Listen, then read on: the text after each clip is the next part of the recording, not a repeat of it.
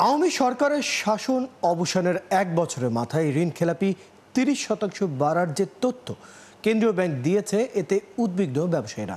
তারা বলছেন, পরপর 3 কিস্তির মাঝে একটি পরিশোধে ব্যর্থ হলে চূড়ান্ত খেলাপি IMF এর চাপে এমন নীতির বাস্তবায়নে খেলাপি ঋণ বেড়েছে। তবে ব্যাংকিং বিশ্লেষকরা অবশ্য বলছেন, আওয়ামী লীগ সরকারের গজামিলের হিসেবে লুকিয়ে রাখা মন্দু ঋণগুলো বাংলাদেশ ব্যাংক এখন হিসাবে আনায় মোট খেলাপি ঋণ বেড়েছে। এটি প্রকৃত সত্য। জাহিদুল ইসলামের প্রতিবেদন। সপ্তাহখানেক আগে দেশে মোট খেলাপি ঋণের নতুন হিসেব দেয় কেন্দ্রীয় ব্যাংক।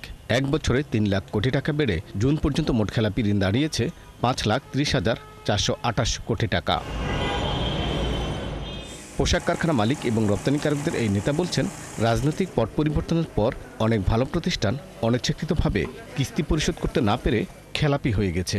আর এটি হয়েছে IMF এর দেওয়া নতুন শর্ত অনুসরণ করতে গিয়ে। অর্থনৈতিক যে একটা গ্লোবাল একটা টার্মোয়েল চলতেছে, সবকিছু মিলে আসলে একটা ইমার্জেন্সি ঘোষণা করে আপাতত আমার মনে হয় যে ব্যাংকগুলা তার পূর্ববর্তী যে পজিশন ছিল, খেলাপি ঋণ ঘোষণা যে নিয়ম ছিল, সেখানে ফেরত যাওয়া উচিত এবং আগামীতে যখন সমস্যা অনেকখানি সমাধান ইনশাল্লাহ হয়ে আসবে, তারপরে আবার মনে এটা চালু করা যেতে পারে। অর্থনীতিবিদরা বলছেন, পতিত আওয়ামী লীগ সরকারের সময় ব্যাংকগুলো খেলাপি ঋণের প্রকৃত তথ্য দেখাতো না।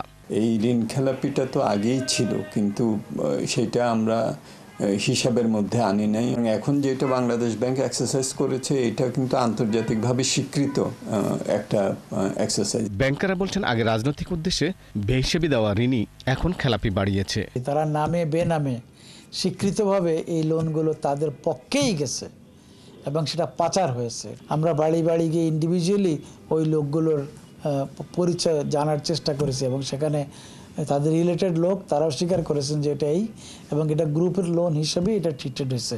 আর্থিক খাতে সরকারের নজরদারি শক্তিশালী হয়েছে, তবে ব্যবসার পরিবেশ উন্নয়ন হয়নি বলে নতুন করে অনিচ্ছাকৃত খেলাপি ঋণ বাড়ছে, বলছেন এই ব্যবসায়ী নেতা।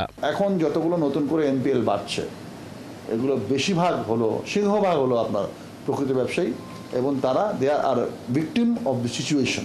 যতক্ষণ না আপনি একটা স্টেবল এনভায়রনমেন্ট ক্রিয়েট না করবেন, ততক্ষণ আপনি বিজনেস ক্লাইমেটটাও স্টেবল হবে না।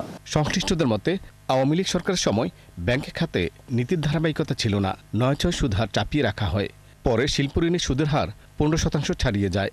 এমন অনেক ঘটনার প্রভাবে মোট খেলাপি ঋণ 5 লাখ কোটি টাকার ঘর ছাড়িয়েছে। জাহিদুল ইসলাম, 71, ঢাকা।